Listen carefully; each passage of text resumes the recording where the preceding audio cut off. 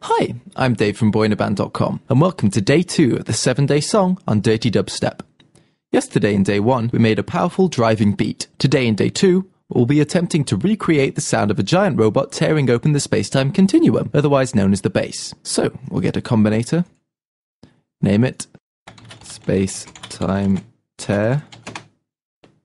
Let's just go for bass.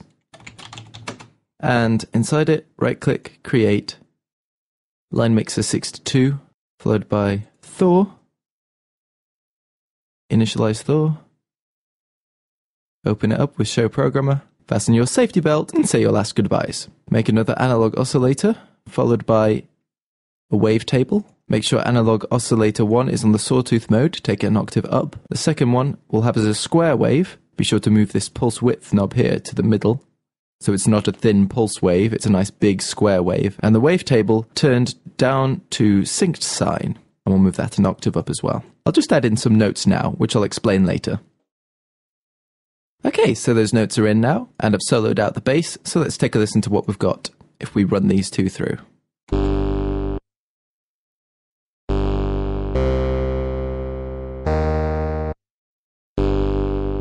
Wow, that's pretty much finished. I don't think we need to do any more work.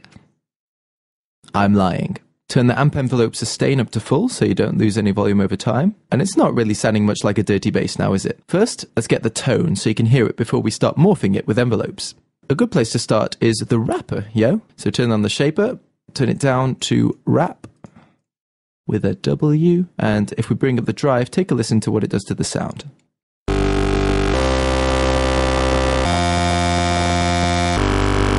See, a lot more harsh.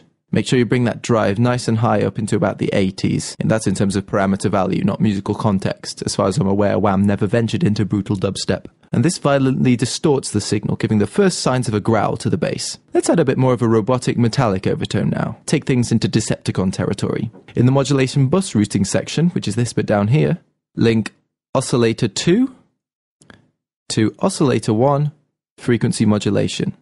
And this allows for frequency modulation, which is a great technique for making horrific noises. It modulates one frequency by another, so let's test it out by bringing the amount up.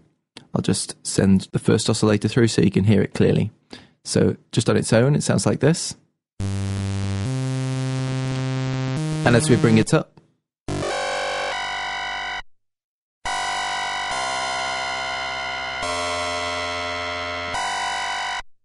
nice and painful. I like it around that 35 mark, but feel free to try varying the amount for some different tones.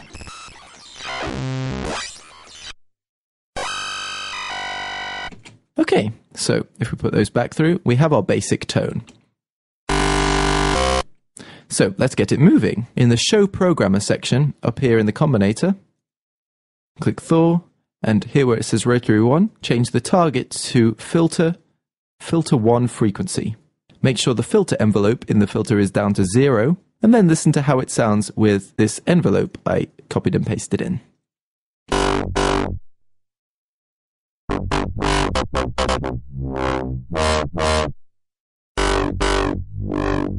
Starting to sound a lot more interesting now. Let's turn the chorus on, bring the dry wet down, just to under a quarter. This just adds a tiny amount of width to the sound, and it's time to leave Thor alone for a bit. It's best not to show it too much attention, or it'll end up in My Super Sweet 16 making an embarrassment out of itself and ruining any chance it had for its friends and family to have any respect for it in the future. So, right-click and create an M-class equalizer after Thor, and this will shape the sound before it goes into the painful part of the signal chain. You'll see why it's painful soon. So let's gently boost the highs to make it a bit brighter. So turn on the high shelf and just boost it a couple of decibels. And we're going to have a little peak around 2.8 kilohertz. We just bring that up about 5 decibels and widen it. If we take a listen without and with,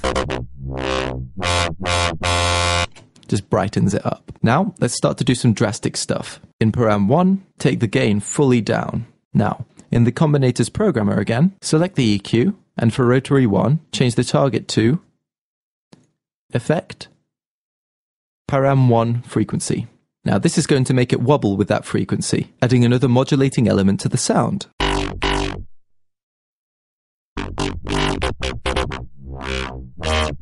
And now it's time to bring the pain, hardcore from the brain. So, inside my astral plane, we want some stereo images. However, these aren't for imaging any stereo today. They have, if we load them up, let's make a few. These convenient solo sections that filter out anything above the desired frequency, making them perfect building blocks for a multi-band distortion unit. Reason doesn't have any VST inputs, but if you spend a bit of time figuring it out, you can pretty much make something similar to 90% of the VSTs that exist with the tools we've got. So let's get to work. Before the stereo imager, it's a good idea to make a spider audio merger and splitter. If we look at the back and get rid of all these inputs and outputs, and take the EQ output up into the splitter, take one output of the splitter into the mixer, and one into the stereo imager, the first stereo imager. That way we can blend the original signal with the distorted signals we're going to make, giving us a lot of control over the final sound and allowing it to be more well-rounded. So if we look at the front again, hit tab to look at the back and the front, we'll change this right down to about 340-ish hertz, and the second one we're going to take up to around 1.8 kilohertz, just for starting points. Then, turn both images to solo low band mode. Just to show you how the splitting works, we're going to take the first image's audio output into the mixer. That'll be our low band. Then we're going to take this separate out on high band mode into the other imager.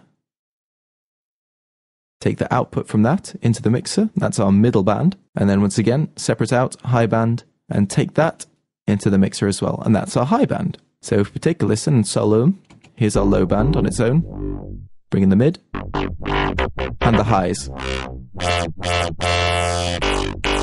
And if we compare that to the original source sound, see, it sounds exactly the same. That's because we've split it. However, we want to distort each band effectively to give them some added tonality. That's the whole point of this. I played around for a while on the low band and decided it was too messy in the end. Low frequencies are notoriously difficult to distort nicely. So let's put Scream 4 units on the mid and high bands of our multi-band distortion unit. I'll do that now.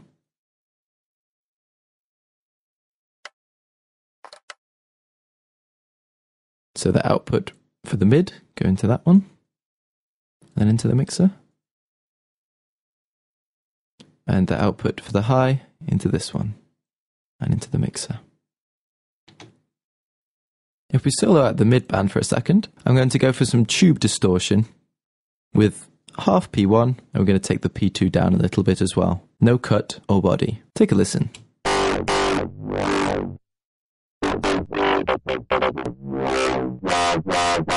Makes a nice crunchy mid-range tone. And for the high band, if we solo that out, take off the cut and body again, I'll add a bit more piercingness if we just bring up the presence on this default distortion setting. Now let's try mixing it. We're going to mute the lower sounds. You can try mixing it in, but I think it's a little less muddy without it. Try taking the mids up a bit. And those highs down a bit.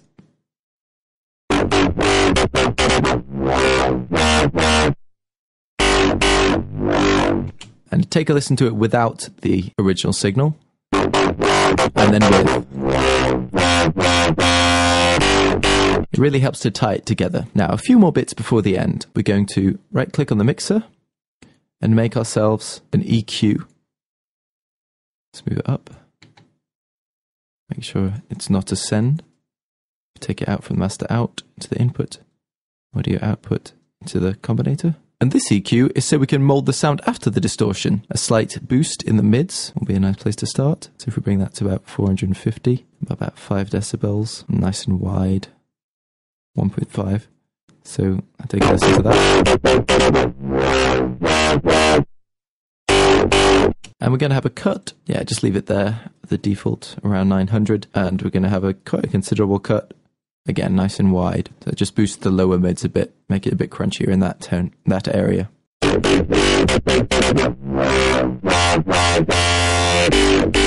Just makes it a bit clearer. Then we're going to make a maximizer. On the maximizer, we're going to boost the input gain a bit, then fully soft clip it. So turn on the soft clip and take the amount to full. And this gives it more distorted warmth. And make sure you turn off the limiter. Remember, if you don't have the limiter off, then the soft clip isn't really going to work. Just think, if you're going out in a random American suburb smashing letterboxes out of the window of your car with a baseball bat, you wouldn't be able to cause any destruction if someone else had already gone around gently laying them all flat on the floor. So, that's the first bass done. If we take a listen.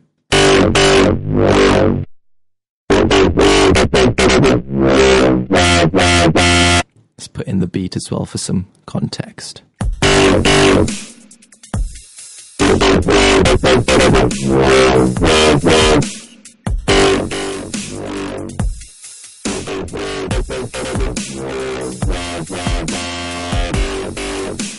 Awesome sauce, some quality robo bass there. Tune in for part 2, where I'll be making the second bass of the song, a nice wide hollow sounding bass, and I'll chuck in how to make one of those basses too.